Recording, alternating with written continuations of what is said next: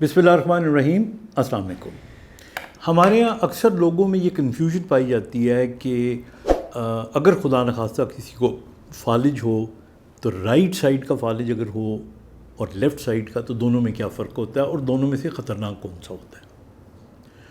अब इसमें मैं आपको एक दो पहले इम्पॉर्टेंट बातें बता दूँ। पहली बात तो ये है कि फालिज चाहे राइट साइड का हो या लेफ़्ट साइड का हो, ये डिपेंड करता है कि अंदर नुकसान कितना हुआ है। अगर हैमरेज की वजह से हुआ है और हैमरेज बड़ी है, या हैमरेज का मतलब है ब्लीड हुआ है, या अगर कोई आर्टरी ब्लॉक हुई है जिससे इन्फेक्शन हुई है, तो असल में ख़तरनाकी का उससे अंदाज़ा लगाया जाता है कि कितना एरिया इफ़ेक्ट हुआ है। तो ये तो एक पहलू हो गया। अब अगला पहलू है कि अगर राइट साइड पे हो या लेफ़्ट साइड पे, आम तासुर अगेन ये है कि लोग शायद ये समझते हैं कि लेफ़्ट साइड पे हार्ट होता है, तो लेफ़्ट साइड का जो फालिज है उसमें हार्ट भी शायद इन्वॉल्व होता होगा। तो ये बिल्कुल गलत है, ऐसा कतई नहीं है। बल्कि यूँ कहना चाहिए कि राइट साइड का जो फालिज है उसमें कमज़ोरी के अलावा बोलने की सलाहियत भी ख़त्म हो जाती है। यानी इसको हम एफेजिया कहते हैं, यानी आपकी टांग में ताकत कम हुई, आपकी बाजू में ताकत कम हुई और आपकी बोलने की ताकत भी कम हो सकती है। ये डिपेंड करता है कि फालिज की लेवल क्या है। इसके मुकाबले में अगर लेफ़्ट साइड का फालिज होता है तो आपकी टांग की पावर भी कम हो जाती है, बाजू की भी कम हो जाती है, लेकिन बोलने को कुछ नहीं होता। स्पीच आपकी ठीक रहती है, लेकिन स्पीच तो ठीक रहती है, लेकिन आपको एक और, जैसे वहाँ पे हमने कहा कि पेशेंट को एफीजिया होता है, यहाँ पे जो चीज़ है उसको हम एप्रेक्सिया कहते हैं। ऐसे लोग जो होते हैं बोल तो लेते हैं, लेकिन उनके अंदर चीज़ों को कोऑर्डिनेट करने की सलाहियत कम हो जाती है। अब मैं आपको मिसाल देता हूँ। मसलन एक आदमी को लेफ़्ट साइड का पैरालिसिस हुआ और उसको एप्रेक्सिया हुआ। आपने उसको माचिस दिखाई तो पूछा ये क्या है, तो वो कहेगा माचिस। अब आप उसकी एक तीली निकाल के दिखाएं, उसे कहें ये क्या है, कहेगा तीली।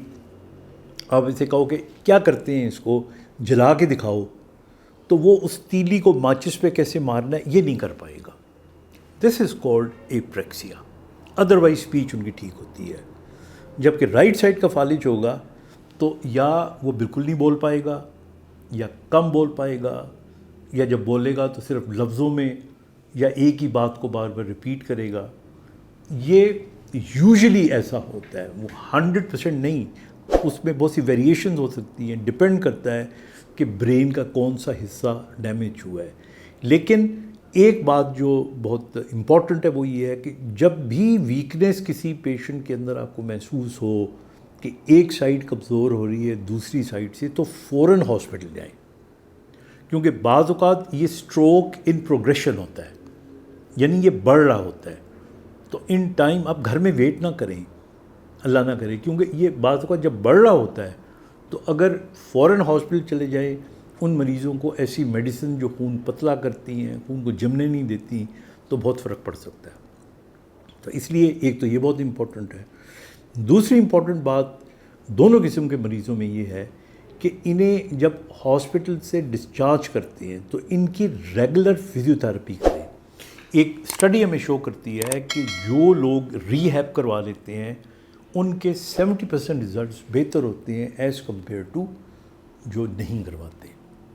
और तीसरी इम्पॉर्टेंट चीज़ ये है कि ये मैंने अपनी प्रैक्टिस में देखा है कि ज़्यादातर जो स्ट्रोक के पेशेंट आते हैं, हैमरेज के ख़ास तौर पे, ये वो लोग होते हैं जो ब्लड प्रेशर की दवाई खामखा कुछ दिनों के लिए मिस कर देते हैं, या वो सुस्ती करते हैं, बाज़ार से ख़रीदते नहीं हैं, या उनके पास नहीं होती तो कहते हैं कोई फ़र्क नहीं पड़ता, 2-3 दिन नहीं खाई तो क्या हुआ। ऐसा नहीं है, आपका ब्लड प्रेशर फ्लक्चुएट कर सकता है और हैमरेज हो सकती है। तो इसलिए जिन लोगों को एक दफ़ा खुदा न खास्ता स्ट्रोक हो, उनको री स्ट्रोक भी हो सकता है। तो इसलिए उनको बहुत केयरफुल होना चाहिए। आप सब को अपना ख्याल रखना चाहिए। इजाज़त चाहिए। खुदा हाफ़िज़।